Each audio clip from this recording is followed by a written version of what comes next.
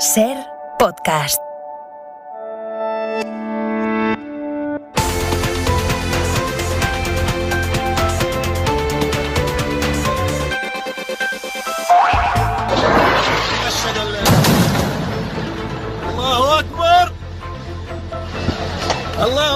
En Israel y en Gaza hay dos operaciones militares en marcha. Una, Guardianes del Muro, así la bautizó Tel Aviv. Otra, la Espada de Jerusalén, así la llama Hamás. Puede ser inminente que los choques entre ambas se libren ahora por tierra, porque cuando los muertos llegan al centenar, la inmensa mayoría palestinos, el Gabinete de Seguridad de Israel estudia en este momento realizar operaciones sobre el terreno. En pocas palabras, Israel puede estar a punto de hacer gala de su poderío militar para poner punto y final a esta escalada, aunque vaya a ser sobre un mar de escombros. Corresponsal en la zona, Oriol Andrés, buenas noches. Buenas noches. ¿Se ha activado ya la cuenta atrás para esta operación terrestre de Israel? Pues aún no hay noticias sobre la reunión del Gabinete de Seguridad que se estaría celebrando ahora mismo, presidida por el primer ministro Benjamin Netanyahu. En ella se podría decidir poner en marcha este operativo que, según algunas fuentes, podría tener lugar mañana mismo. Israel hasta ahora se ha mostrado firme en su intención de entrar por tierra en Gaza. Busca asestar un golpe contundente a Hamás al considerar que la facción ha traspasado demasiadas líneas rojas. No habrá alto el fuego hasta haber completado la invasión terrestre, sería el mensaje que han traspasado a los mediadores. Pero de momento el ejército continúa bombardeando la franja y ejecutando asesinatos selectivos de comandantes de las facciones islamistas. Estos grupos, por su parte, ya han lanzado más de 1.600 cohetes sobre territorio israelí. También desde Líbano han volado 3 cohetes hacia Israel hace una hora, han caído al mar sin causar daños y el ejército libanés ya ha arrestado a un palestino que sería el autor del lanzamiento. Es un ejemplo de la fragilidad actual en la región. El otro foco, el que marca la diferencia respecto a otras escaladas en la zona, es el que se vive en las ciudades en las que conviven árabes y judíos.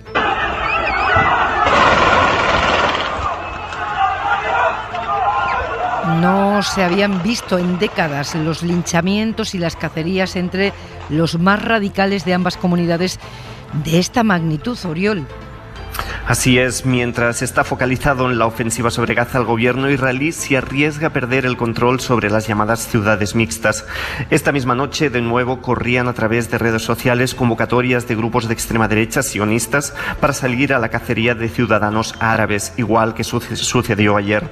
También por parte de jóvenes palestinos hubo agresiones a judíos. Ambas facciones han destrozado comercios, casas, escuelas, sinagogas y un cementerio un cementerio musulmán.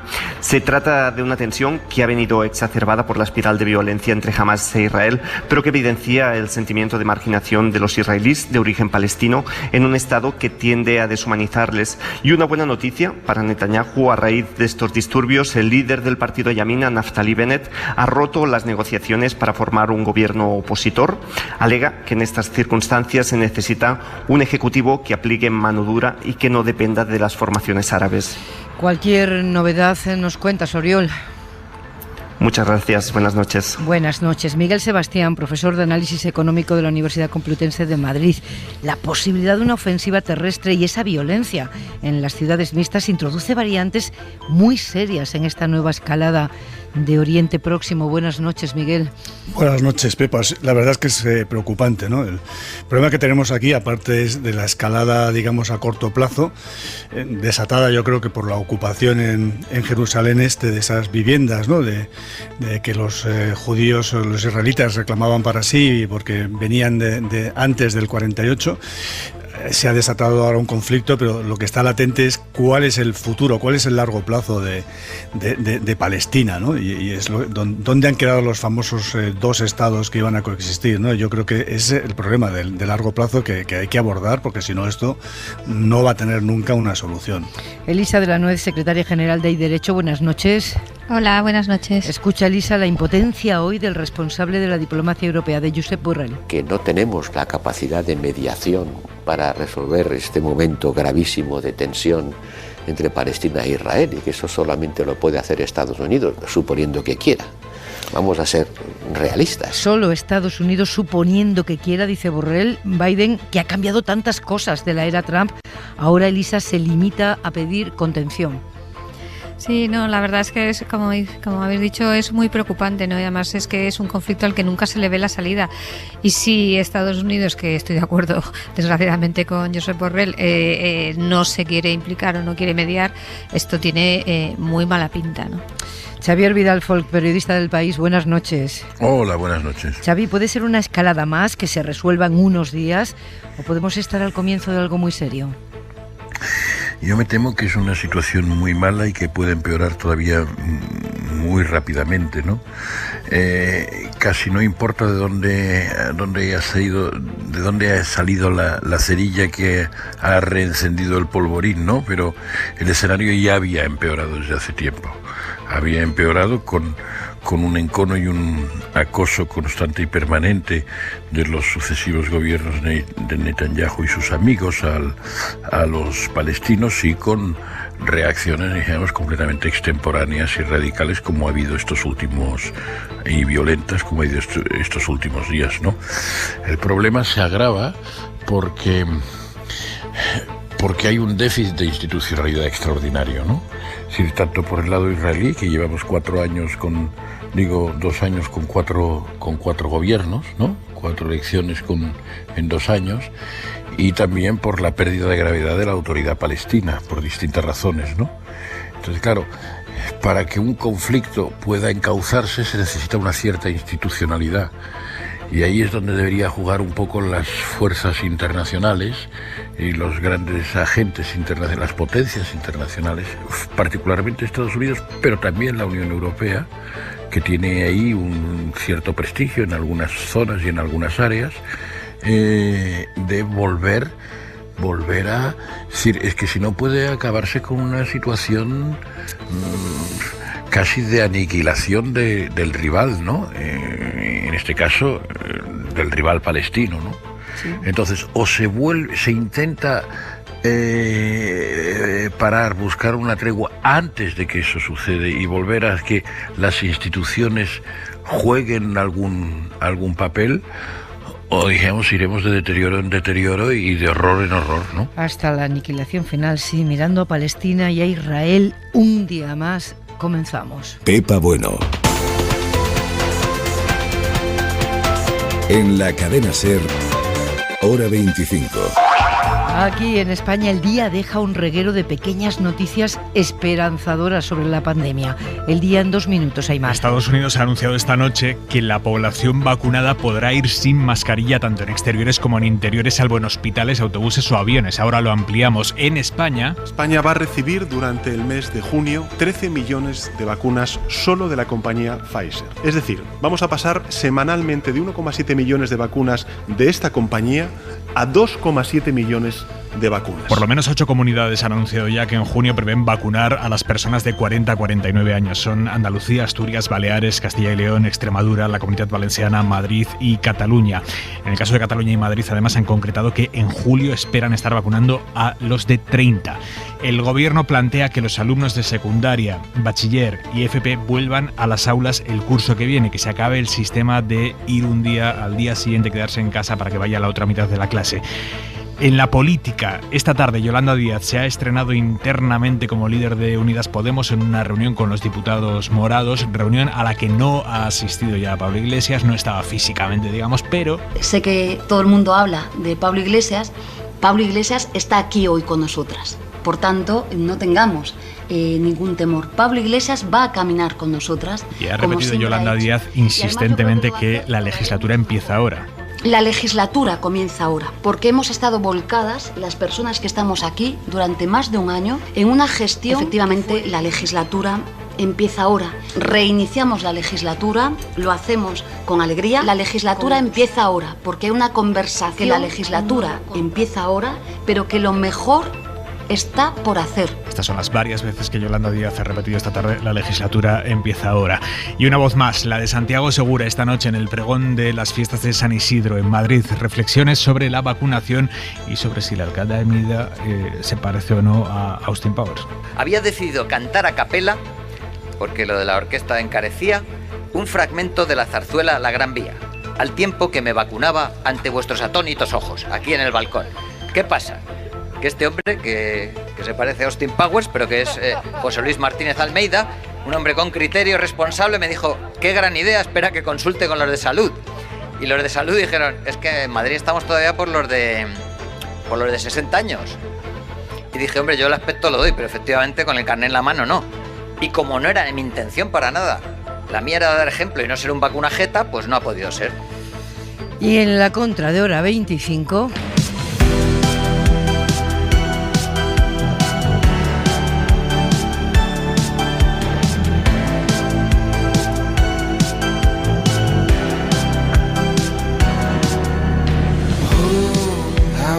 Manuel Javois, buenas noches. ¿Qué tal, Pepa? Buenas noches. No tengáis miedo que Pablo Iglesias está aquí, le dice Yolanda Díaz.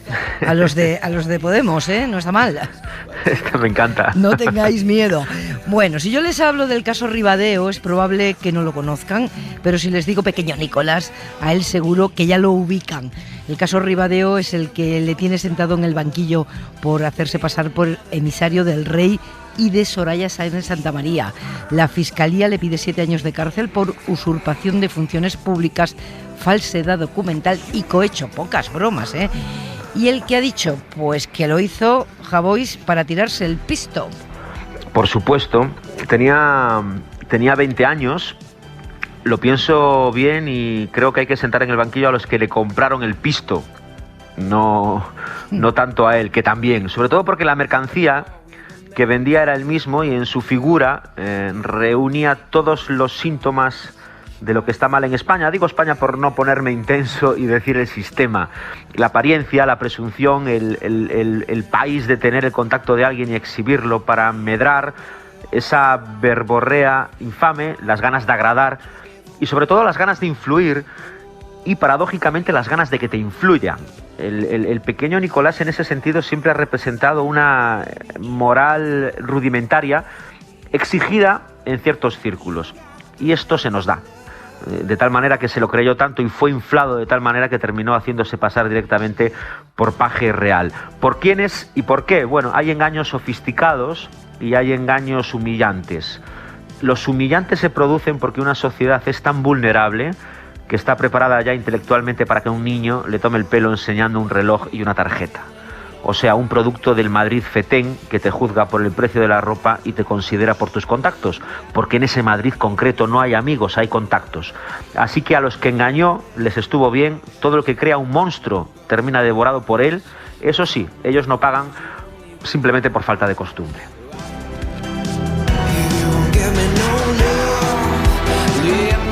Nosotros no somos un contacto, ¿no?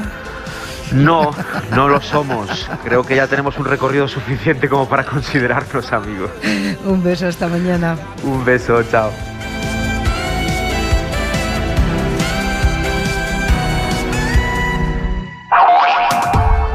Hora 25. Pepa Bueno. Antes de nada nos vamos a Estados Unidos porque allí se está concretando ahora mismo lo más parecido a una vuelta a la normalidad, que es la vida sin mascarillas. Las autoridades sanitarias acaban de aprobar que la población vacunada pueda ir sin mascarilla en la mayoría de los sitios, incluidos los espacios cerrados. Corresponsal Marta del Vado, buenas noches, pero esto es de aplicación ya. Sí, buenas noches. Sí, para quienes estén vacunados completamente. Es decir, tienen que haber pasado 2 semanas después de haber recibido la última dosis. El 35% de la población está ya vacunada completamente. Son unos 117 millones de personas que pueden ir desde ya sin mascarilla y sin guardar la distancia de seguridad tanto en exteriores como en interiores. Salvo, Pepa, salvo en hospitales, en residencias, en estaciones, en aeropuertos, en aviones, en autobuses, en metro. Según indica la nueva guía, que no es una obligación, es una guía, son unas pautas del Centro para el Control y Prevención de Enfermedades que pide a la vez que se cumplan las normas de los estados. El problema es que no se sabe cómo se va a implementar esto, cómo vamos a saber que la gente que no lleva mascarilla es la que está completamente vacunada, ni qué pasa si la guía federal contradice a las normas estatales, ¿no? Esto está por ver. Lo que está claro es que este es un gran primer paso hacia la normalidad, es un súper incentivo para quienes no se han vacunado todavía, porque el ritmo de vacunación se ha ralentizado en Estados Unidos casi un 40% con respecto al mes anterior, Pepa. Marta, gracias. Buenas noches. Miguel Sebastián, sin mascarilla en interiores con el 35% de la población vacunada. Pronto, prematuro, ajustado. Hombre, yo creo que los epidemiólogos dicen que es un poquitín ajustado, prematuro.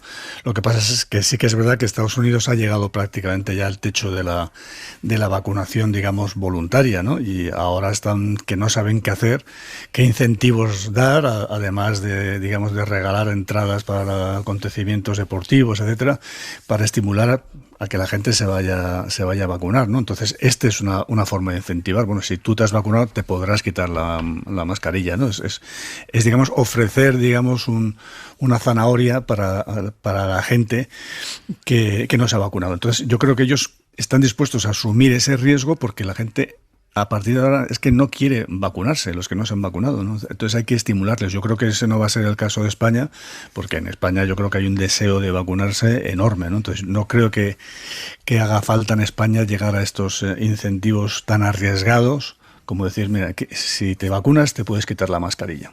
Ya, sí, qué diferencia de cultura entre Estados Unidos y Europa, porque aquí no hace sino incrementarse, ¿no?, el número de personas que quieren vacunarse. Bueno, lo iremos viendo, sí. Desde luego nos pone muy cerquita de la normalidad esa posibilidad, la vida sin mascarillas, aunque con esas limitaciones que contaba Marta Delvado. Ahora que se ven en el horizonte la recuperación económica y los fondos europeos, se multiplican las propuestas sobre cómo invertirlos. Hoy ha sido el Banco de España el que ha entrado en el debate. Su gobernador, Hernández de Cos, pide reformas en muchos campos, en el sistema educativo, el alquiler, los impuestos, pero el plato fuerte hoy está siendo el mercado de trabajo.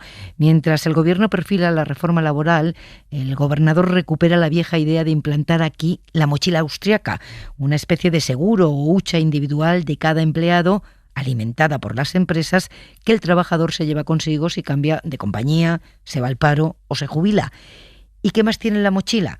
Pues rebaja la mitad la indemnización por despido cuando llega el despido, pero sin recortar los derechos adquiridos por los trabajadores veteranos.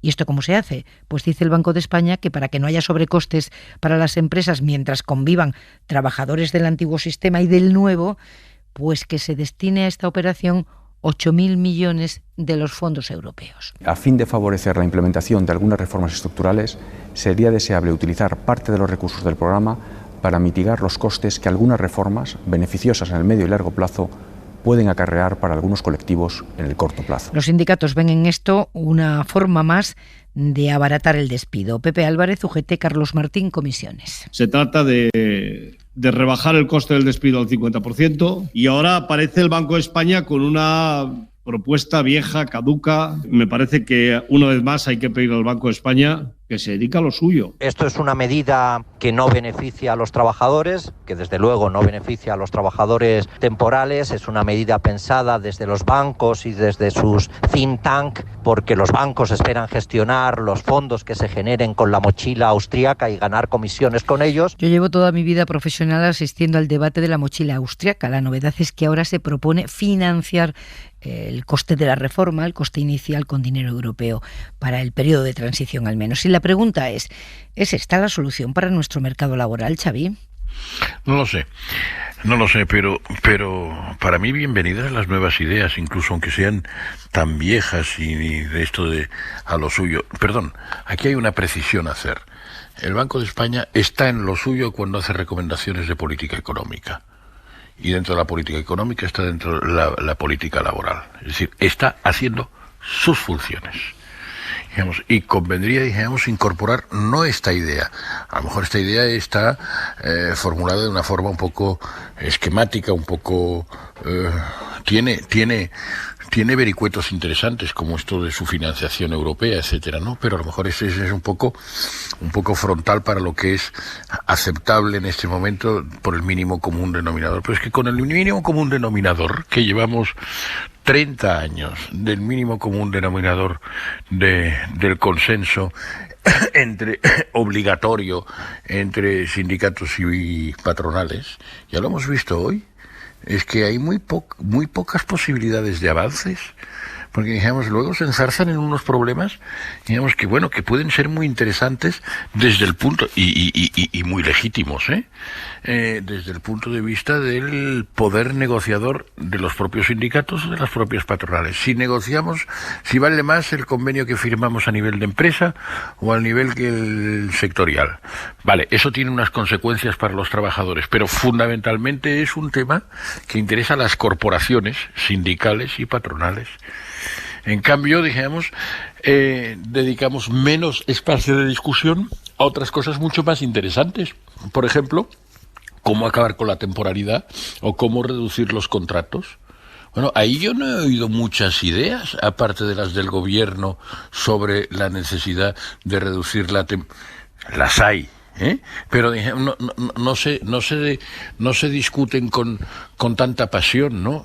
Entonces, creo que es bueno, digamos, que haya nuevas ideas, que la discusión también de las reformas laborales, no solo de las reformas laborales, pero también de las reformas laborales, esté abierta a todos, no solo a los directamente implicados en la negociación, y particularmente a una institución tan cualificada como es el Banco de España, y que no nos cerremos a nuevas posibilidades, entre otras cosas porque el mercado, habrá que decir que el mercado laboral español es un desastre, algún día habrá que decirlo. Quiere decir que nunca bajamos del 14% del paro. Entonces, si tenemos este problema que es secular, o casi secular, de muchos y muchos años, habrá que buscar nuevas fórmulas. Y si la fórmula exacta, digamos, del nivel de indemnización que por despido que está proponiendo el Banco de España, pues no es la adecuada, que se contrapreste, pero no decir, tú no entras en esta discusión.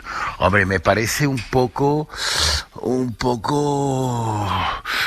en fin, no muy creativo de cara a la discusión. Miguel. Quiero decirlo con mucho cariño, porque creo que los agentes sociales y económicos necesitan cariño, pero también necesitan nuevas ideas, Miguel, la mochila austríaca. La mochila austríaca es que es un tema muy antiguo y a mí me parece que técnicamente me parece interesante, ¿no? Me parece que tiene un doble problema. El primero es el problema político, y es decir, esto se tiene que implantar de acuerdo con los agentes sociales, ¿no? Yo creo que no va a haber resistencias por parte de los empresarios, sobre todo si encima el dinero lo pone Europa, algo que dudo, que se puedan dedicar fondos europeos a la mochila austríaca. Ojalá, si se pudiera, facilitaría mucho las cosas. Y el segundo problema, aparte del político, y que es que lo tienen que aceptar los sindicatos y los partidos, digamos, de izquierda, el segundo problema es que el diseño tiene que estar bien hecho. Es decir, que no podemos caer en la picaresca, digamos, empresarial con el tema de la mochila, ¿no? Es cierto que esto va a rebajar el coste de despido. A mí esto me parece una idea necesaria, porque tenemos un coste de despido muy alto, que es lo que en parte explica por qué tenemos tanta temporalidad. Tenemos tanta temporalidad porque el coste de despido de los temporales es muy bajo. Entonces se trata de bajar el coste de despido de los no temporales, pero claro, esto hay que hacerlo con consenso y además bien diseñado. Elisa. Sí, yo estoy muy a favor. La verdad es que lo primero, tenemos un mercado laboral, ya lo habéis dicho, totalmente disfuncional desde hace un montón de años, y claro, lo que no se puede es estar siempre con las mismas recetas, porque sencillamente no funciona, ¿no? Y está claro que cuando hay un problema en las empresas, los primeros que se van a la calle son los trabajadores temporales, porque su despido es mucho más barato, ¿no? Entonces, ocultar esto, yo creo, llevamos muchos años, pues habrá que tomar alguna decisión. A mí me parece que la oportunidad de los fondos europeos, yo sí que creo que esto bien planteado Europa sí se puede financiar con dinero europeo, porque esto sí que es una reforma estructural del mercado laboral que tiene un recorrido muy importante, ¿no? Por supuesto se tendrá que diseñar bien técnicamente, por supuesto hay que explicarlo muy bien y hacer mucha pedagogía, ¿no? Pero yo creo que quedarnos en lo de siempre, ¿no? Que se abarata el despido, que no se puede tocar, que no... Hombre, pues es que así llevamos 30 años, y que se lo expliquen esto a los trabajadores temporales, ¿no? Que además normalmente son los trabajadores más jóvenes. Yo creo que también esta brecha que tenemos generacional desproporcional tremenda en el mercado laboral, ¿no? Entre los trabajadores más veteranos, muy protegidos, y los trabajadores más jóvenes, muy desprotegidos, es un problema como sociedad. Y esto nos tenemos que enfrentar a ello de una vez. Y si la mochila austriaca, y más con financiación europea, puede ser una solución, vamos, bienvenida sea. ¿Que tiene problemas de consenso? Por supuesto, pero cualquier medida de calado y que supone una reforma importante la tiene. Yo creo que lo que hay que hacer es mucha pedagogía, explicar muy bien que nuestro mercado laboral desprotege a muchísimos trabajadores, particularmente a los más jóvenes, y por supuesto a los trabajadores temporales, y que alguna medida hay que adoptar y decir, bueno, es que sea barato el despido. Bueno, pues todos nos quedamos otros 30 años como estamos. No me parece que sea la solución, la verdad. ¿Por qué dudabas, Miguel, de que sea posible financiar los costes de la transición de modelo con cargo a los fondos? Sí. Entiendo que, hombre, depende de qué fondos, ¿no? Desde luego los fondos, digamos, de recuperación, bueno, que están basados en unos criterios, por decirlo así, de aumentar la productividad a largo plazo, inversión en proyectos de economía sostenible, movilidad eléctrica, digitalización, etcétera, etcétera. Yo creo que ahí no encajan. Podrían encajar a lo mejor en otros fondos, ¿no? Pero habría que buscarle el encaje. Yo no digo que no se pueda, yo digo que habría que buscarle el encaje. Entiendo que a lo mejor. Sí, si el gobernador lo ha sugerido es que debe tener claro cuál es el encaje, ¿no?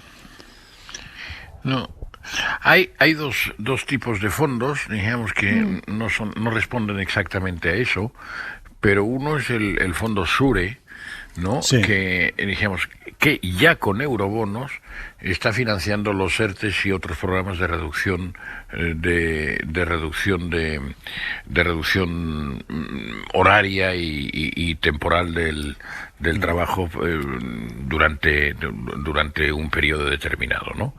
Entonces, luego hay otro fondo europeo muy interesante que ha quedado un poco en el olvido, pero que es un fondo que tuvo un gran éxito. Lo que pasa es que era un fondo muy pequeñito, que era el Fondo de Adaptación a la Globalización. Ahí cabría casi todo. ¿Cómo? Que ahí cabría casi todo. No, pero tuvo mucho éxito en su momento. Fue un fondo en el que, digamos, que intentaba tomar parte activa en el apoyo de aquellos sectores o empresas o comarcas, digamos, que sufrían, digamos, los aspectos menos bonitos de la globalización. Es decir, que por una razón de globalización del mercado, de centralización de las sedes, de estrategia empresarial, etcétera, quedaban abandonados o quedaban en una segunda posición. Y entonces es un fondo que contribuyó mucho hace unos años a reciclar, a reorientar, a sostener la capacidad adquisitiva de sectores importantes de trabajadores, ¿no? No sé muy bien por qué no se ha reactualizado. Bueno, se ha metido dentro de todos los nuevos paquetes, porque todo el mundo quiere poner un poquito nuevos nombres a las cosas, ¿no? Pero era un fondo muy interesante. Pues igual se podría, digamos, hacer alguna adaptación específica para algún tema de estos, si no está directamente previsto, que yo no, la verdad es que no lo he estudiado, ¿no? Oye, pero hay una cosa que nos falta, Pepa, me parece a mí, Nos faltan ideas buenas. No, nos faltan ideas, nos faltan que estas ideas sean buenas y que además sean viables, ¿no? Miguel ahora decía, pues sobre todo que sean viables porque tiene que haber consenso. De acuerdo. Pero que además sean buenas y que sean ideas que cambien un poco, que nos cambien un poco, que nos remuevan, que estamos un poco arrellanados en nuestros sofás corporativos, lo hemos hecho siempre así.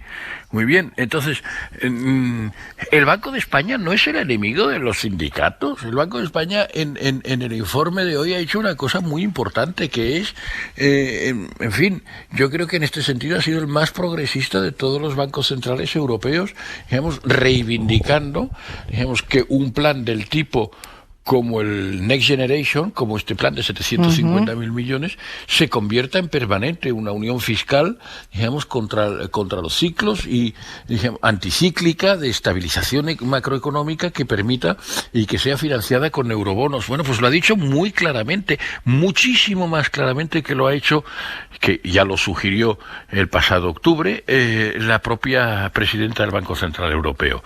Bueno, pues entonces el Banco de España no es el enemigo de los trabajadores. Me parece a mí, me parece. Es decir, puede haberla acertado más o no con el perfil concreto de esta propuesta. Pero vayamos a la mesa de discusión, no a decir tú no me gusta lo que dices, fuera. Hombre, no. Y además, curiosamente, lo han dicho las dos partes, ¿no? Los sindicatos y el presidente de la patronal, ¿no? Pues movamos un poco, movamos las aguas. De momento lo que se ha movido es que el reto económico va de la mano del reto climático, necesariamente. A partir de ahora no se puede hablar de uno sin el otro. Y desde hoy España ya puede decir que tiene una ley para combatir pues el gran problema al que se enfrenta el planeta. Es una ley que el país necesitaba, una ley imprescindible. Se había postergado demasiado tiempo. Marcamos un hito, un punto de partida desde el que mirar siempre hacia adelante y nunca más hacia atrás. Lo digo porque, claro, no se puede hablar de uno sin el otro. Elisa, Miguel. Sí, desde por supuesto, luego. O sea, bueno. Sí, perdón, Elisa. No, sí. Empieza tú si quieres. No, adelante. No, que efectivamente, ¿no? Este es el gran reto, ¿no? Justo también con el otro que comentábamos de nuestro mercado laboral. A mí me parece importantísimo, ¿no? Un hito que se apruebe la ley, todavía no me da tiempo a estudiármela, pero ya como granito y paso adelante en sí misma ya tienen un enorme valor. Lo que sí, ahora el problema que siempre tenemos con las leyes en España, sobre todo con las leyes que son muy ambiciosas, ¿no? Y yo creo que esta por lo menos tendencialmente lo es que seamos capaces de cumplirla, ¿no? Yo lo que he visto un poco son unos objetivos que los cuantifica, ¿no? Y me parece bien, en unos plazos más o menos largos, más o menos cortos, y luego vamos a ver si realmente tenemos la capacidad, que ya sabes que a mí siempre me preocupa mucho, ¿no? La capacidad real que tengan nuestras administraciones públicas para empujar y para implantar y para dar los incentivos y todo lo que se está poniendo en esa ley, ¿no? O sea que por un lado, bienvenida, es una cosa esencial. Yo creo que además, como dice la ministra, incluso se tenía que haber hecho antes, pero ahora la gran pregunta es cuál es la capacidad real que tenemos las administraciones, y las empresas y el resto de la sociedad para implantarlo, ¿no? Yo, por ejemplo, pienso en cosas muy básicas, ¿no? Como los recargadores o como los enchufes de las comunidades de propietarios. Bueno, pues todos sabemos cómo son las comunidades de propietarios y los problemas que tenemos, ¿no? Y todo eso hay que hacerlo en un tiempo, no digo que corto, pero en fin, hay unos plazos exigentes. Sí, reducir las emisiones de gases un 23% antes de 2030. Por eso está a la vuelta de la esquina, ¿eh? Eso está a la vuelta de la esquina. Entonces mi duda es un poco si vamos a ser capaces, primero las administraciones y luego, la propia sociedad, ¿no? Como digo, los ciudadanos, las empresas, de estar a la altura, porque a mí sí me ha parecido, aunque han dicho algunos, no es demasiado exigente, a mí sí me parece que así sobre el papel es exigente y con objetivos, pues como dices, que no están tan lejos, vamos a ver, yo creo que ese es el reto, ¿no? ¿Qué pasa con muchas leyes que tenemos, que están bien sobre el papel? Vamos a ver si somos capaces de cumplirlas. Miguel. Muy de acuerdo con lo que dice Elisa. A mí me parece que los objetivos son ambiciosos. Yo creo que ya tuvimos ocasión de coincidir aquí con la ministra cuando se presentó y se aprobó en primera ronda la ley, ¿no? Y claro, yo creo que la ley aprovecha primero las potencialidades de España en energías renovables. Eso yo creo que está todo el mundo de acuerdo, y también dice de nuestras potencialidades en movilidad eléctrica, que yo ahí ya tengo mis dudas, porque creo que nos hemos quedado un poco atrás en el tema de la movilidad eléctrica y que hay que darle un impulso más decidido. Y en el tema de apostar por una movilidad más eléctrica, necesariamente, ya vienen las malas noticias, tendremos que cambiar la fiscalidad de los carburantes. Y ahí es donde empezaremos ya con las resistencias, con las objeciones, con las movilizaciones. Entonces hay que buscar también un mecanismo para hacer la transición compensando a los perdedores. Y a mí es lo que me preocupa, que muchas veces no se busca, ¿no? Porque si no, todos estos objetivos pueden naufragar si al final hay una resistencia, pues eso, por ejemplo, a cambiar la fiscalidad, evidentemente elevar la fiscalidad de los carburantes y favorecer la electrificación, ¿no? Y luego en el tema de las renovables, pues que también hay que ir a un ritmo ambicioso, pero razonable. Tú no puedes de la noche a la mañana sembrar toda España, digamos, de paneles fotovoltaicos, porque eso el sistema no lo aguantaría, digamos, ¿no? Ni física ni económicamente, ¿no? Por tanto, también tiene que ser, digamos, una transición ordenada, ¿no? Entonces es complejo, pero yo creo que con esta ley se arranca finalmente, porque ha tardado la ley. 10 años desde que se instó al gobierno a ponerla en marcha. Yo creo que en ese sentido sí que es un buen punto que se apunta al gobierno, ¿no? El haberla sacado, pero nos hemos quedado un poco atrás en muchas cosas todavía, ¿no? 10 años desde que se instó al gobierno a sacarla adelante y 5 desde que España firmó los compromisos de la Cumbre del Clima de París. Hora 25. Pepa Bueno. Sobre Cataluña, muy llamativo el CIS publicado hoy, que dice que la mayoría de los catalanes prefiere un govern formado por el tripartito de izquierdas. El 31% de los encuestados quiere un gobierno de PSC, Esquerra y En Comú. El 23% quiere un gobierno solo con los 3 partidos independentistas, Esquerra, Junts y la CUP. Un 12% entiende que debe haber un gobierno en minoría de Salvador Illa.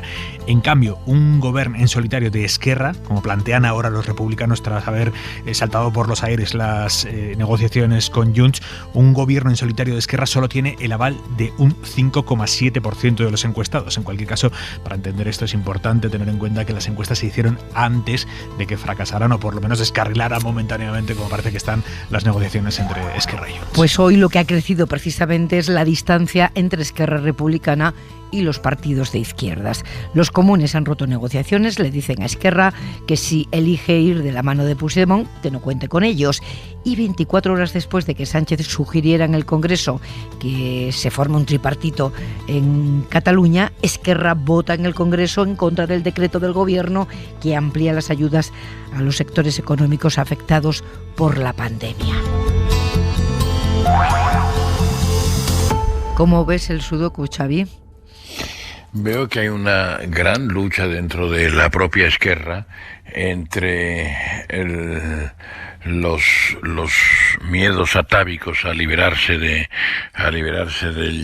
yugo del partido de la derecha nacionalista y sus deseos de emancipación. Pero los tiene, los deseos de emancipación. Sí, tiene los deseos de emancipación. Lo que pasa que tendrá que acabarnos de explicar cómo dirime. Pepa, tú a veces piensas, deseas o sientes cosas un poco contradictorias. Bueno, al menos yo. Yo muchísimo. Tú seguramente no, porque eres más sólida. Yo muchísimo. Pero casi todos tenemos un poco, digamos, bueno, estamos siempre frente a dilemas porque nos interesa una cosa, pero también la otra, nos cuesta hacer el trade-off, nos cuesta hacer la ponderación. Xavi, ¿pero cuánto tiempo lleva Esquerra en esto? Bueno, tiene una ponderación un poco difícil, entre otras cosas, porque es prisionera, en parte prisionera de todo, en fin, de toda la... En fin, de toda la antipropaganda que le hizo a otros partidos de izquierda, en este caso al PSC, antes de las elecciones, 4 días antes de las elecciones, diciendo que jamás un pacto con el PSC, que esto era como el demonio, etcétera, todo urdido por Laura Borràs, ¿no? Por el partido de la derecha catalana, ¿no? Entonces está ahí y un día se siente vejado porque dice, bueno, es que con razón los líderes de Esquerra se sienten vejados porque dicen, bueno, pues no los primeros ni los segundos, sino los terceros en el ranking de vencedores, los terceros, que son el partido de la derecha catalana, o sea, Junts, quieren controlar desde Waterloo las instituciones catalanas. Bueno, esto no es serio. Quieren mantenernos bajo tutela a los de Esquerra, ahora que finalmente hemos ganado somos los ganadores dentro del campo independentista. Y esto, claro, vamos a ver, el nivel de densidad del aire que se respira en estos conciliábulos es extraordinario, porque se está llegando al insulto muy grande, ¿no? Es decir, se está llegando pues al insulto de que hay algunos que van cantando por ahí, amigos de Junts y todo esto. Junqueras sigue en las galeras, ¿no? Ya. Es decir, pero tú le ves entonces posibilidades, tú le ves posibilidades a Esquerra de girar hacia ese tripartito que le sugieren los comunes o el propio Pedro Sánchez. Pues tendrá que hacer una ecuación, ¿no? Tendrá que hacer una ecuación, y la ecuación a lo mejor tiene que contabilizar la cantidad de veces que en los dos libros escritos por Puigdemont y un colega periodista que le ha hecho un poco de amanuense, deja a los pies de los caballos a su líder moral, que es Oriol Junqueras, y sobre todo otra cosa todavía mucho más importante que esto.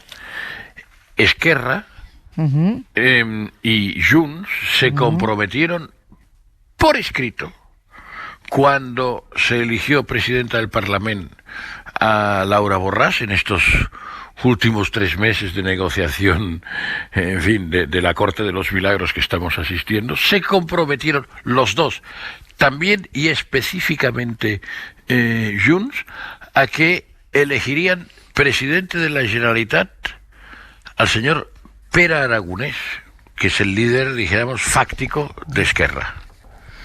Entonces, ¿o cumplen o no lo cumplen? Pues claro, estos señores de Junts es los que anteayer querían ir al notario para comprobar si el gobierno decía que si Rajoy no sé qué, es decir, bueno, vamos a ver, tú te has comprometido a esto, lo has publicado, tienes que dar una razón muy importante para decir, no, yo incumplo mi compromiso por escrito. Mi compromiso por escrito, porque claro, aquí lo que estamos asistiendo ya es a la emergencia de una cosa muy nueva. Es decir, la emergencia de la cosa nueva es curiosísima. El partido que fue del orden, que fue el partido fundado por Jordi Pujol, se está convirtiendo a pasos acelerados en el partido del desorden. Y si no cumple sus compromisos, desde luego deja a Esquerra a los pies de los caballos, pero Esquerra podría reaccionar, podría decir, oiga, la situación ha cambiado y hagamos un plan B, tengo otra mayoría posible juntamente con los comunes y con los socialistas. Elisa. Sí, yo es que lo veo ciencia ficción, la verdad. Lo de un tripartito de izquierdas como si no hubiese pasado todo lo que ha pasado desde el 2017, ¿no? A mí, yo lo oigo y digo, a mí es que me parece dificilísimo, no solo porque haya un pacto por escrito y hayan dicho que van a investir a uno u otro, ¿no? Sino porque todo ha cambiado radicalmente. Y yo creo que mucho más fuerte que el tema derecha-izquierda es el tema identitario, ¿no? Y lo llevamos viendo desde el año 2017 y así han gobernado hasta ahora, o sea que no veo por qué de repente va a cambiar eso. Y lo que sí veo es que además, claro, hay una competencia, ¿no?, dentro del bloque independentista tremenda y claro, lo que empieza a verse también son estas, digamos, rencillas personales, ¿no? Pero yo estaba oyendo a Xavier y pensaba, bueno, es que esto es un poco devolver lo de aquello de 155 monedas, ¿no? Que era un poco cuando Puigdemont iba a convocar elecciones para evitar el 155 y le dijeron los de Esquerra, oye, entonces, o sea, esta es la dinámica que hay, que además, bueno, lo has dicho tú también, esto es una dinámica absolutamente impropia de un sitio mínimamente ordenado, ¿no? Una democracia mínimamente ordenada. Estás diciendo una cosa muy importante, que es estos vienen gobernando conjuntamente. Es que bueno, gobernando entre comillas. Claro. Porque creo que hay que poner unas comillas. Ya te he entendido que lo decías entre comillas, pero subrayemos que es entre comillas. Es decir, lo único que nos está haciendo es que se esté gobernando. De acuerdo, se totalmente está de acuerdo. capeando los temporales. De acuerdo, pues no sé qué. parcheando, patada para adelante. Totalmente de acuerdo, de destruyendo el autogobierno de Cataluña, que esto es una cosa que los catalanes y las teóricamente instituciones veníamos apreciando desde hace mucho tiempo, ¿no? Y las instituciones, que tú lo has dicho antes en relación con el conflicto israelí-palestino, y me ha parecido muy bien visto. Es decir, es un proceso de desinstitucionalización, y en esos procesos, ¿a qué tipo de acuerdos puedes llegar? ¿O cómo llegas a acuerdos? ¿Y con quién? Porque claro, entonces ahora estamos con el Consejo de la República y con Puigdemont en Waterloo, que estos van por un lado, luego tenemos a Junts por otro, luego, claro, las propias instituciones. Empieza a haber un montón de agentes que no son las instituciones, y esto es complicadísimo. Entonces yo creo que el proceso de deterioro es clarísimo, y supongo que lo vivís allí de primera mano, pero claro que hacer un tripartito como si no hubiesen pasado los últimos 4 años, es que eso me parece ciencia ficción, la verdad. Miguel. Yo creo que habría que ser un poco generosos con Esquerra.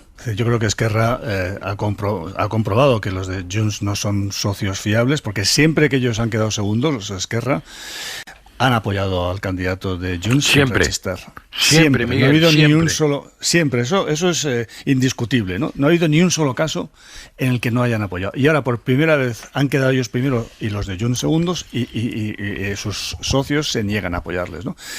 El tripartito es muy difícil. Entonces yo no sé si habrá alguna otra fórmula para que Esquerra a lo mejor gobierne con los comunes, con el apoyo externo, abstención, no sé cómo llamarlo, del PSC.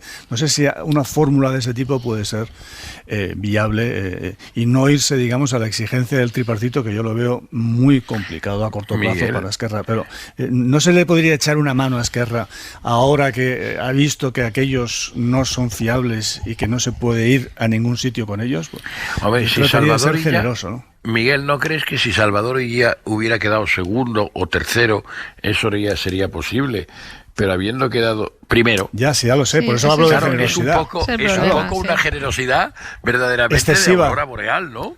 Bueno, sí, pero es que lo sé, pero para que me ponga en la oposición, hombre, es complicado. No, en la oposición no, es un apoyo externo, digamos, sin entrar en el gobierno, pero un apoyo externo que tiene mucho poder, porque tú estás. ¿Tú serías tan generoso? Miguel, tú has estado en política, pero yo sería generoso. Yo sí, fíjate, yo sería porque es que la alternativa es ir a otras elecciones. También. Ya, pero es que decidme cuál es la alternativa. Luego recordar que el PSC ha recuperado un montón de voto, digamos, que venía de Ciudadanos, que eso es muy importante, la gente que te ha votado. Entonces, a ver, claro, y encima queda el primero, ¿no?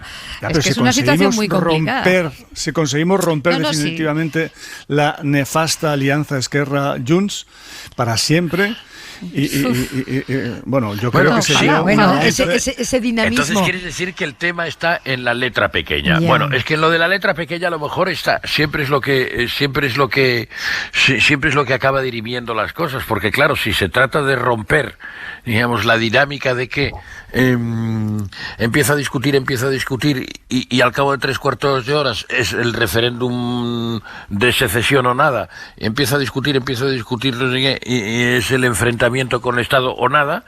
Bueno, si es a cambio de que todo eso se acabe, hombre, pues sí, quizá cabría contemplar muchas generosidades. Llamaremos a Salvador y a ver qué opina. Romper la dinámica del mercado laboral admitiendo ideas nuevas, decíamos hace 15 minutos, romper la dinámica en la que están los independentistas admitiendo ideas nuevas, ¿no? Porque al final todo esto va de romper las dinámicas, sobre dinámicas eternas en este país, sobre el papel de los jueces en cuanto a decisiones políticas, y llevamos unas cuantas esta semana. Hoy nos ha llamado la atención una decisión del Tribunal Superior de Justicia de Madrid, que ha decidido devolver el nombre Millán Astray al callejero de la capital. Ya saben, durante el mandato de Manuela Carmena se aprobó eliminar los vestigios franquistas del callejero para cumplir con la ley de la memoria histórica, pero un puñado de recursos de asociaciones ultras parece que están consiguiendo lo contrario. En su día, un juez falló a favor del cambio y otro en contra, y ha tenido que intervenir el Tribunal Superior, que sentencia que hay que mantener el nombre de Millán Astray. y ayer el mismo tribunal había decidido que se reponga la calle de caídos de la División Azul. Pero lo más llamativo, porque de este asunto del callejero hemos contado tantas noticias, lo más llamativo, Aimar, son los argumentos. Y lo que argumenta el tribunal es que no se puede concluir de manera inequívoca que Millán Astray participara en la sublevación militar del 36, ni que tuviera participación alguna en las acciones bélicas de la guerra civil, ni en la represión de la dictadura. En el caso de la calle a los caídos de la División Azul, lo que ocurre es que el Tribunal Superior de Justicia de Madrid dice que hay que mantener la calle, no quitarla como intentó Carmena, porque según el tribunal, la Ley de Memoria Histórica prohíbe la simbología de exaltación de la guerra civil y de la dictadura franquista, pero no la exaltación del nazismo. Y la División Azul es la formación de voluntarios españoles que luchó junto al ejército de la Alemania nazi contra la Unión Soviética. Así que, como tiene que ver con el nazismo y no con el franquismo, según el TSJ, la calle se puede seguir llamando así. Bueno, no le vamos a enmendar nosotros la plana al tribunal, así que tiramos de historiador. Julián Casanova, buenas noches. Hola, buenas noches. Los jueces, acabas de escucharlo, ponen en duda que Millán Astray participara en la guerra civil. Es cierto que no estaba en España el 18 de julio, el día del golpe de Estado, pero esta interpretación de la ley, ¿qué te parece? Bueno, creo que hay que aclarar dos cosas. Una, los símbolos franquistas, que son estas calles, aparecieron por la voluntad de los vencedores en una guerra de exterminio contra un régimen republicano iniciada con un golpe de Estado. Es decir, las calles no se ponen porque sí, sino que es voluntad de estos vencedores. Durante muchísimo tiempo, las instituciones democráticas se desentendieron del asunto o no quisieron ocupar espacios públicos con modelos más dignos. Pero vino una ley de memoria histórica, bien o mal llamada memoria histórica, en diciembre del 2007, que decía que esas calles no deberían figurar. Desde el punto de vista histórico no hay ninguna duda. Empecemos por la División Azul de forma muy sencilla. Cuando en junio del 41 comenzó la operación Barbarroja, las tropas alemanas invadieron la Unión Soviética, miles de falangistas, militares, excombatientes en la guerra civil vieron la oportunidad de continuar en territorio ruso la cruzada antibolchevique. Y fueron allí, fueron pagados con los haberes desde Alemania como si fueran soldados alemanes, pero todo se organizó desde España. Millán Astray no solo es un elemento fundamental de la propaganda franquista durante la guerra civil, participa con elogios de la violencia, de todo lo que son esas políticas de exterminio, sino que además continuó con la dictadura. Desde el punto de vista de la historia no hay ninguna discusión. Desde el punto de vista de la gestión pública, durante mucho tiempo tuvieron problemas, pero hay una ley.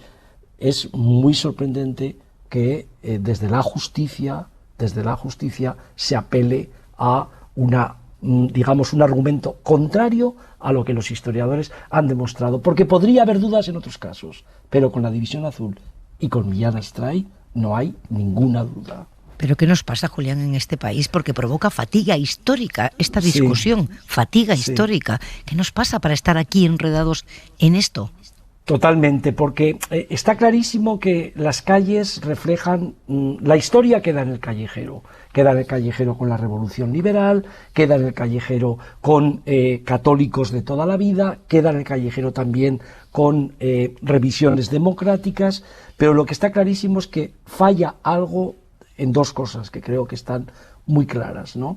Que es que durante mucho tiempo los gestores públicos, y una parte importante de los gestores públicos, creía que esto no tenía ninguna función democrática. Es decir, que tú puedes tener en un callejero a todos los autoritarios fascistas del siglo XX y no pasa absolutamente nada, porque también hubo otros autoritarios comunistas en otros sitios, ¿no? Esto en primer lugar. Luego, es un problema de educación de la gestión pública sobre el pasado. Y en segundo lugar, creo que en los últimos años, cuando había algún acuerdo básico después de la memoria histórica en torno a las calles, no en torno a otras cosas, ya vimos lo del Valle de los Caídos, creo que ha habido una arremetida clarísima de determinados medios de comunicación en torno a lo que significa el comunismo como un elemento tan tan criminal como el fascismo, han tratado esa equiparación y han creado y han sembrado una confusión. Y al final la conclusión es que Millán Astray, para esa parte de la historia que no tiene que ver nada con la investigación histórica, es un héroe en vez de un criminal de guerra. Este es el tema fundamental, algo impensable en países donde hubo una desnazificación. Y en segundo lugar, que creo que hay una parte de la justicia que no ha entendido que en estos casos me da la impresión que lo que tienen que atender es a los historiadores, no a la gente que pone recursos desde la ultraderecha o desde la sombra del franquismo, ¿no? Julián Casanova, una noche más. Gracias. Muy bien, muchísimas gracias y encantado de contribuir de nuevo a aclarar las cosas. A decir algo más en medio de esta confusión. Pero como no es la única, pues te deseo buena noche, Pepa. Y hasta la próxima. ¿Quieres decir hasta la próxima? Y hasta la próxima, que ya sabes dónde estoy. Un beso. Muy bien, gracias. A los que dicen que hay una parte de la izquierda que siempre anda vueltas con la guerra civil, bueno, probablemente haya que decir que es que esto no permite avanzar nunca. No sé quién quiere abrir fuego, siquiera brevemente. Sí, yo quiero abrir fuego. Yo quiero abrir fuego como abría fuego el general Agustín Muñoz Grandes. Pues claro, Julián nos ha hablado, ilustrado estupendamente sobre el papel de Millán Astray. Pero luego, es claro, la operación de la División Azul, digamos, habría que desarrollar un poquito más, ¿no?, de lo que hemos hecho. Tiene dos vertientes. Una que es la vertiente del encuadre militar, y el encuadre militar efectivamente van con uniforme de la Wehrmacht, del ejército de Hitler, pero encuadrados con mandos militares a las órdenes de don Agustín Muñoz Grandes, que fue durante tanto tiempo el alter ego del caudillo, y por tanto fue una operación netamente franquista de apoyo al Tercer Reich. Eso en lo militar. Y en lo ideológico basta leer el magnífico dietario de Dionisio Ridruejo en el frío del entorno de la Unión Soviética, cuando él estuvo allí. Digamos que fue para los los oyentes más jóvenes, fue el director general de prensa y propaganda, digamos, en aquella época, defensor del fascismo, y que fue allá para ir a enfrentarse al comunismo. Y era un escritor muy notable, que dejó unas memorias extraordinarias y un dietario extraordinario. Y ahí empezó su camino de Saulo. Es decir, cuando empezó a decir que todo aquello era un disparate y a distanciarse del régimen. Pero en el momento en que él estuvo, fue una operación perfectamente organizada en lo militar por los militares y en lo ideológico por los falangistas, y concretamente por Dionisio Ridruejo, que luego fue uno de los líderes de la oposición moderada al franquismo, ¿no?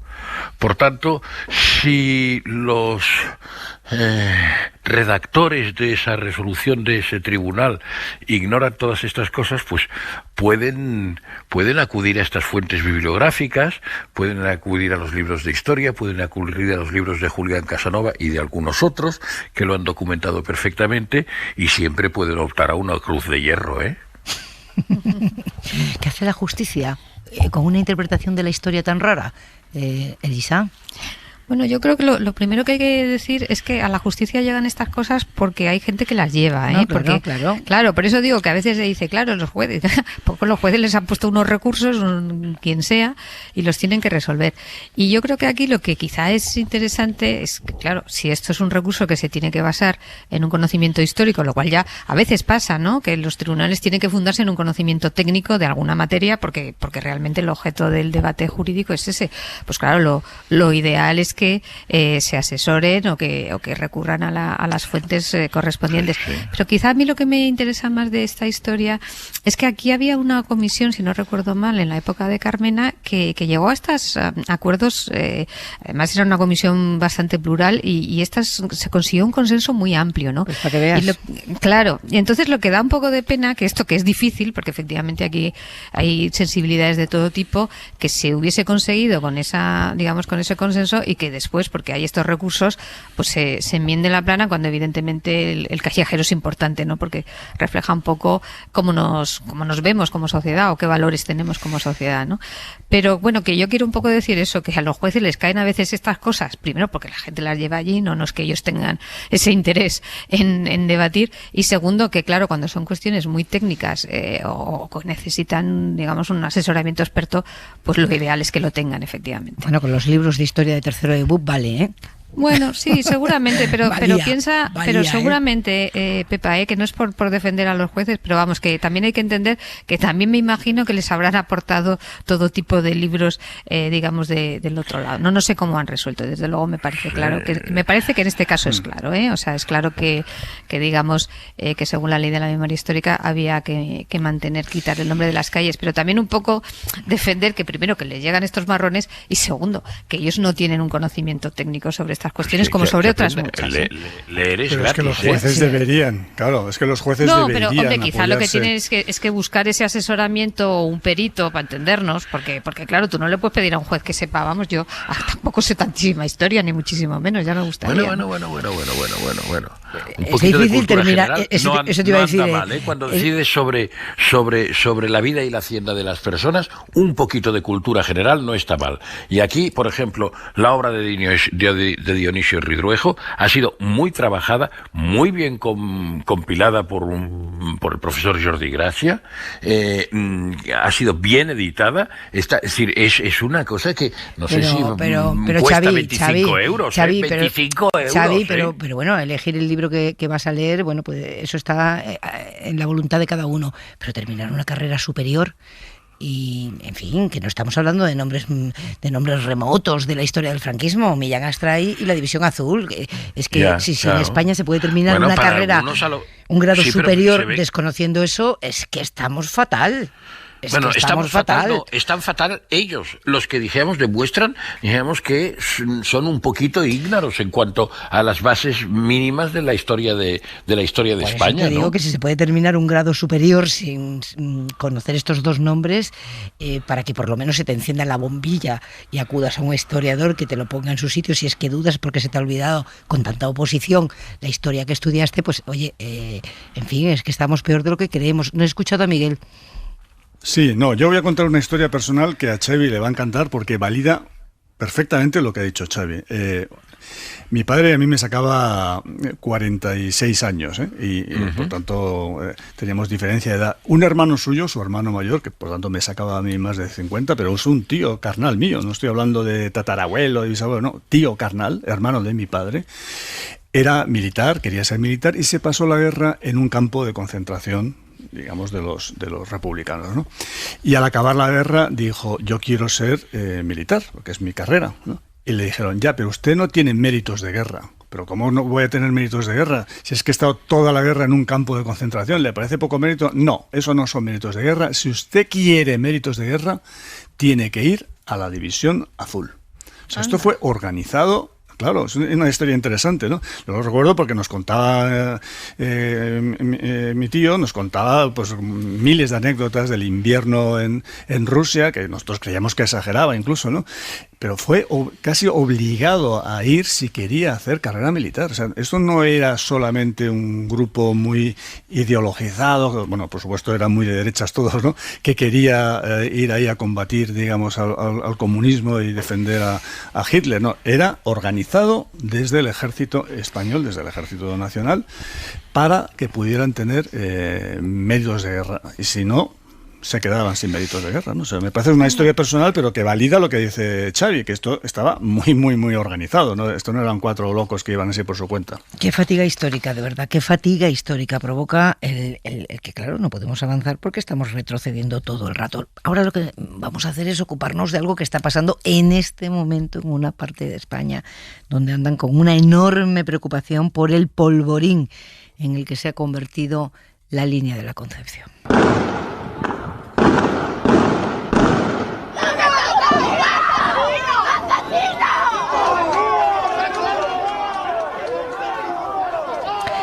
Vaya 3 noches de enfrentamientos muy duros entre la policía y los vecinos, algunos vecinos de la zona. Incendios, barricadas, lanzamiento de todo tipo de objetos a los agentes, uso de fuego real contra un furgón policial. Los manifestantes acusan a las fuerzas de seguridad de no haber socorrido a 2 personas que se ahogaron cuando se hundió su embarcación porque dicen eran narcotraficantes. La Guardia Civil niega rotundamente esta acusación y hoy ha hablado el ministro del Interior, Marlaska. Este Gobierno y este ministro del Interior no va a permitir ningún acometimiento, ningún ataque a las fuerzas y cuerpos de seguridad del Estado, como los que han acontecido esta madrugada. Juan Franco es alcalde de la Línea de la Concepción. Alcalde, buenas noches. Buenas noches, ¿qué tal? ¿Está controlada la situación hoy, alcalde? Pues no sé qué decirle. Espero. Porque llevamos 3 días de auténtica pesadilla. Esto arrancó el pasado lunes, a partir de aproximadamente a las 4 de la tarde, en un barrio concreto de aquí. Pues el barrio se tomó por parte del vecindario, que, en fin, estaban recriminando, como se ha comentado antes, el desfallecimiento de 2 personas en unas circunstancias un tanto extrañas, y a partir de ahí pues llevamos 3 noches que cada noche es muy peor que la anterior. O sea, en concreto la de anoche fue horrible, en el sentido de que aparte de continuar con la quema de contenedores, de elementos de playa y tal, pues el caso más flagrante ya fue que en una de las barriadas se disparó con un fuego real a un vehículo de la Policía Nacional. Así que bueno, es que nos encontramos esta noche.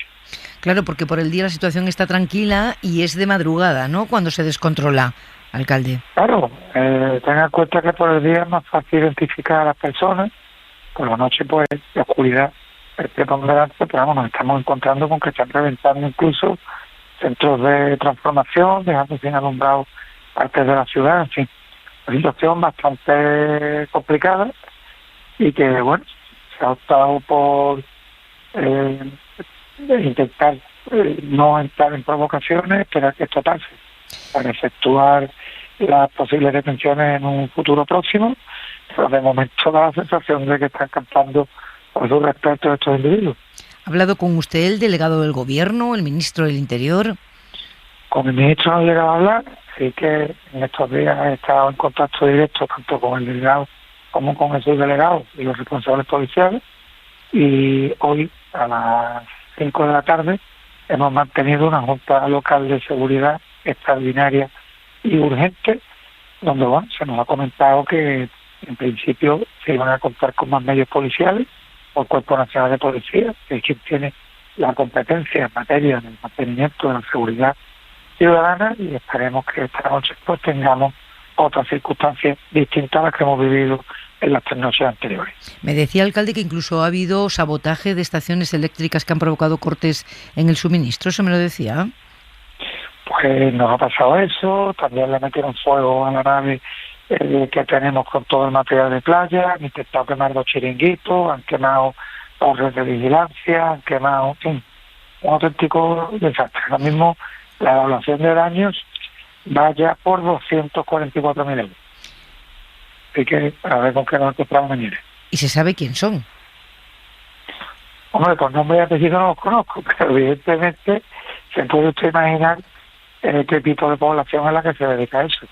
Son personas que están vinculadas al submundo del narcotráfico en sus distintos aspectos. Su mayoría son gente muy joven, están apoyados por determinados grupos vecinales, barriadas con unos niveles de paro juvenil que pueden rondar el 80%, y bueno, ahí se dan las condiciones ideales para que mafias que se dedican a esta actividad pues acaben encontrando su implantación. Y lo más urgente ahora, claro, es atajar este incendio que tienen de estos 3 días, pero claro, si hay un paro juvenil del 80%, ¿qué se está haciendo para intervenir en esa realidad social, alcalde? Pues por parte del Estado y Junta de Andalucía, nada. El Ayuntamiento con sus escasos recursos lo que puede, pero es que el Ayuntamiento no tiene esas competencias. Así que bueno, esperemos que esto por lo menos sirva de punto de inflexión para otra vez poner el foco, y esperemos que las palabras pues no se las lleven el viento y que en breve pues tengamos una actuación integral por parte de las administraciones competentes para poder afrontar el problema tan sumamente grave que tenemos, porque lo que está claro es que ya está habiendo, ya hay generaciones perdidas de gente que por mucho que quiera no va a poder reconducirla a una economía y una vida normal, porque están acostumbradas a ganarse la vida de esta forma ilícita, y lo que está claro es que hacer un programa de concienciación, potenciar el sistema educativo, generar oportunidades de empleo, porque en ciudad ahora mismo estamos con un 42% de paro y el nivel de renta más bajo en municipios de más de 50.000 habitantes de toda España. Y bueno, Marruecos está a 20 kilómetros y produce creo que unas 65.000 toneladas de hachís al año, el primer productor mundial, y evidentemente no van a sacar el hachís por Santiago de Compostela, sacarlo por aquí que te fuerte. Así que bueno, esperemos que tengan que tomar nota de FOME y que nos escuche, porque estamos predicando en el desierto, porque la inmensa mayoría de la población de la ciudad está completamente harta de la situación que estamos viviendo. Claro, no me extraña, porque además da la impresión, alcalde, de que hay como un salto cualitativo, ¿no? Eso que hemos contado de utilización de fuego real contra las fuerzas de seguridad. No sé si tiene usted memoria de ese salto cualitativo en el pasado reciente. Se va agravando la situación, ¿no? Yo tengo 45 años y lo que estamos viviendo aquí en la ciudad no lo hemos vivido nunca. ¿Qué está pasando? No ha pasado jamás.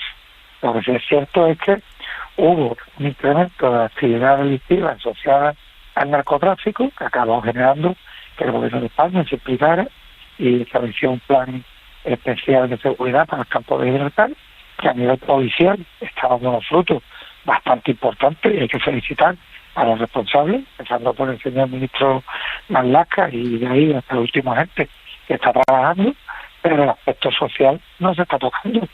¿Qué está pasando? Que la presión está siendo tan alta sobre estos colectivos de población que en el momento en el que se ha producido una chispa, pues el incendio ha salido isofacto.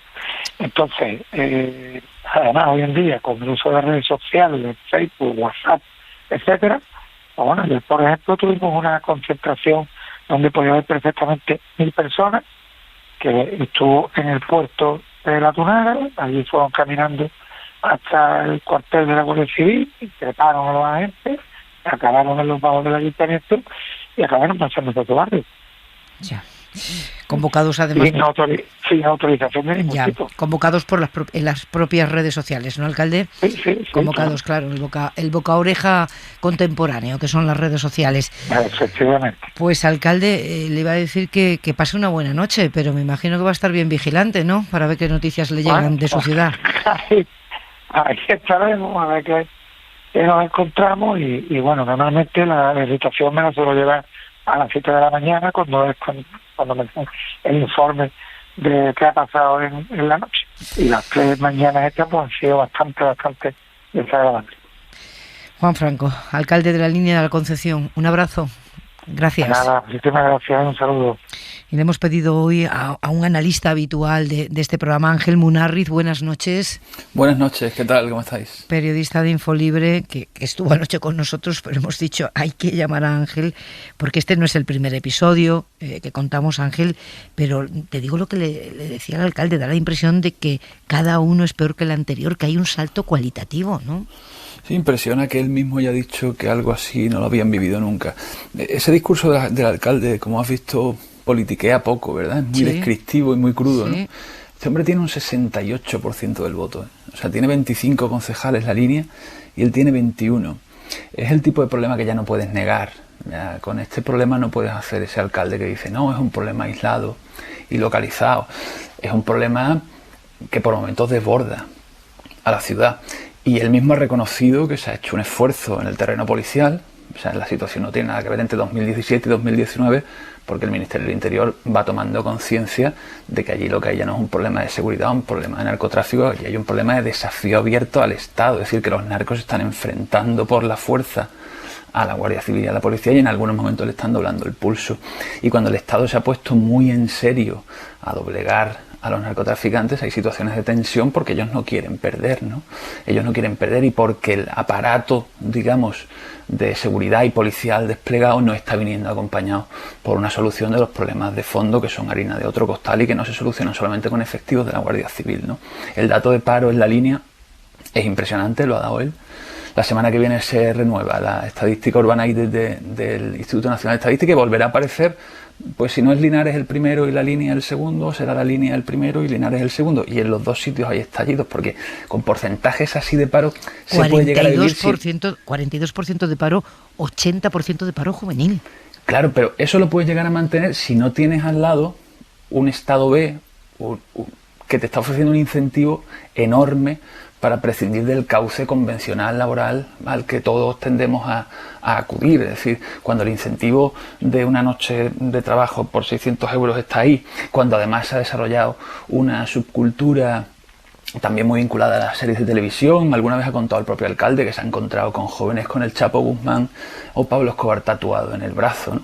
Cuando se ha desarrollado ya un ecosistema que es cultural, que es económico, que tiene referencias televisivas contra el que la economía no puede ofrecer nada mínimamente parecido, bueno, la policía evidentemente hace falta para combatir ese problema, pero solo con la policía no lo vas a derrotar. Y claro, se convierte en noticia cuando se desborda, pero el problema subyacente está ahí.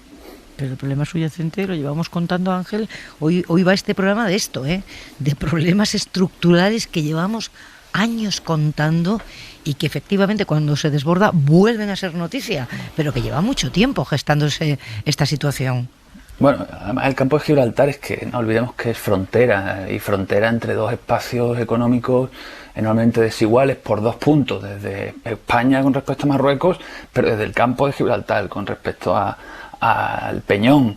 Es decir, sitios con estándares fiscales y de renta tan dispares y con un producto ilegal circulante, o sea, es que es campo abonado para el narcotráfico. Viene de atrás, esto no, evidentemente no significa que la gente allí sean contrabandistas. El incentivo para ser contrabandista en la zona del campo de Gibraltar viene de atrás, desde el franquismo, el matute, la salida de tabaco. Se ha comerciado con la Andalucía hambrienta muchísimo con productos que salían de Gibraltar, con tabaco, con penicilina. Yo alguna vez le pregunté a Juan José Tellez, al escritor de la zona que tanto sabe, ¿no? Y le pregunté, ¿dónde dirías tú que arranca? Y él me decía, pues si te digo, hay que irse incluso más atrás. Me hablaba del siglo XVIII, la repoblación de Algeciras, los corsarios con patente de corso para saltar navíos en el estrecho. Es una zona tradicionalmente con un cauce económico, con una actividad económica muy vinculada, digamos, a la informalidad y en cierta medida al contrabando. Es decir, si no se ofrecen alternativas, esas cuestiones económicas, esas cuestiones culturales, esas cuestiones históricas están ahí, ¿no? Y no van a desaparecer como por ensalmo. No sé si están con la boca abierta. Elisa de la Nuez. No sé. Con la boca abierta. Con la boca abierta, ¿no? Porque quienes conocemos la zona y hemos informado mucho, nos seguimos asombrando cuando los datos se ponen encima de la mesa, Elisa. Sí, no, yo reconozco que no tenía conocimiento y me quedaba asombrada. Y evidentemente, claro, esto es un problema de los que hemos hablado toda la noche, un problema estructural. Esto no lo puedes arreglar por muchas fuerzas y cuerpos de seguridad del Estado, no, es muchísimo más profundo. Y lo único es que quizá, ojalá, como dice el alcalde, que desde luego ha sido muy claro, esto sirva por lo menos para poner el tema en la agenda política, ¿no? Porque que realmente es una situación claramente insostenible y además, claro, estructural. O sea, esto no se arregla porque pongas allí unos cuantos policías, está clarísimo. Sí. Hoy hablamos porque se ha desbordado 3 días. No sé, Miguel Sebastián, si la siguiente vez que hablemos de esto es porque se ha vuelto a desbordar y nos seguirá contando el alcalde y sigue el 42% de paro y el 80% en el caso del paro juvenil. Y mucha gente viviendo directa o indirectamente del narcotráfico, que ese es otro tema que también hay que abordar y no taparlo, es que es una realidad. Estos que han muerto, lamentablemente, en ese accidente no eran narcotraficantes, pero sí que suministraban, ¿no?, gasolina a los narcolanchas, ¿no? Entonces hay toda una red que vive de ese narcotráfico, directa o indirectamente, y todo eso requiere una reforma económica en la zona muy importante y muy difícil de hacer, muy difícil de hacer, porque erradicar el narcotráfico no solamente es tarea, digamos, de los cuerpos y fuerzas de seguridad del Estado, sino también un tema económico, es decir, que tengan alternativa, mucha gente, una alternativa económica que ahora mismo no tiene, ¿no? ¿Con qué nos vamos, Aimar? Decía antes Miguel Sebastián, en Estados Unidos ya no saben qué incentivo ofrecer a la gente para que se siga vacunando, porque los convencidos ya se han vacunado y todos los que quedan pues ya no saben qué hacer las autoridades para convencerles. Bueno, ojo a esto. El alcalde de Nueva York se acaba de grabar un vídeo comiendo patatas y una hamburguesa y habla a la cámara mientras come patatas y una hamburguesa a boca llena para promocionar la campaña de una gran cadena de hamburgueserías que ofrece patatas gratis a todo el mundo que se vacune. Free fries when you get vaccinated? Vaccination. I'm getting a very good feeling. Patatas fritas gratis por ser vacunado. Es increíble. Tengo un buen presentimiento sobre la vacunación a partir de ahora. Esto lo dice Bill de Blasio, alcalde de Nueva York, con la boca llena de patatas ante todo el país. Esta es la anécdota. El notición de la noche es el que les contábamos al inicio del informativo. Estados Unidos ha anunciado que la población vacunada podrá ir sin mascarilla tanto en exteriores como en interiores, salvo en hospitales, autobuses o aviones. De hecho, el presidente de Estados Unidos, Joe Biden, ha escrito hace unos minutos, dice, después de un año de trabajo y sacrificio, la regla ahora es simple, o te vacunas o usas mascarilla hasta que lo hagas. I would shine just like a million suns if you just love me, baby. I'll be in your life again, so baby, baby, just say maybe. Qué ganas tiene Aimar de quitarse la mascarilla. De vacunarme cuanto antes. De vacunarse, quitarse la mascarilla. Ángel Munarriz, muchas gracias por estar esta noche. Un beso. Xavi Vidal-Folk, Elisa de la Nuez, Miguel Sebastián, buena semana, un beso. Buena semana, buenas noches. Buena semana, un beso. Sed felices. Lo intentaremos, que descansen, volvemos mañana.